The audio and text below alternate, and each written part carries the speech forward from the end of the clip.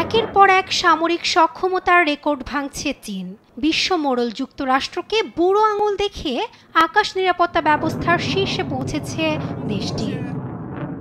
এরই ধারাবাহিকতায় সম্প্রতি চীনের আকাশে উড়ে নতুন দুটি যুদ্ধবিমান, যার অস্পষ্ট ছবি ছড়িয়ে পড়ে অনলাইনে, যাতে দেখা যায় একটি লেজবিহীন ফাইটার জেট সিচুয়ান প্রদেশের আকাশে চক্কর দেয়।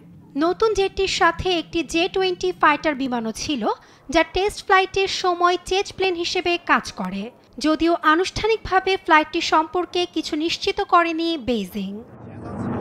লেজবিহীন ডিজাইন, অত্যাধুনিক স্টিলথ প্রযুক্তি ও দূরপাল্লার ক্ষমতার কারণে অপ্রতিরোধ্য এ যুদ্ধবিমান। রিপোর্ট অনুযায়ী চীনের ষষ্ঠ প্রজন্মের বিমানটির নাম দেওয়া হয়েছে হোয়াইট এম্পারর।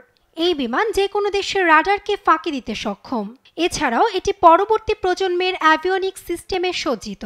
একই সাথে চীনের ষষ্ঠ প্রজন্মের বিমানে ব্যবহার করা হয় কৃত্রিম বুদ্ধিমত্তা, যা প্রচুর ডেটা প্রসেস করতে সক্ষম। এতে যুদ্ধ পরিস্থিতিতে স্বয়ংক্রিয়ভাবে যে কোনো সিদ্ধান্ত নিতে পারে বিমানটি।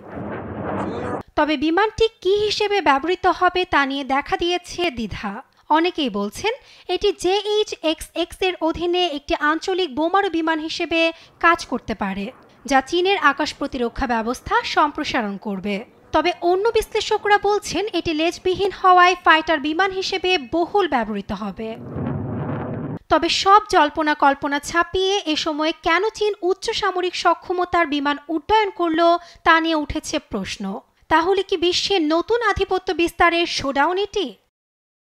এ উড্ডয়ন ঠিক তখন হলো যখন যুক্তরাষ্ট্র ও তার মিত্ররা একই রকমভাবে আকাশ প্রতিরক্ষা ব্যবস্থাকে সুসংহত করতে খরচ করছে মিলিয়ন মিলিয়ন ডলার। একই সময়ে ইউরোপিয়ান গ্লোবাল কমব্যাট এয়ার প্রোগ্রামের আওতায় যুক্তরাজ্য, জাপান এবং ইতালি ষষ্ঠ প্রজন্মের যুদ্ধবিমান তৈরির কার্যক্রমে ব্যস্ত।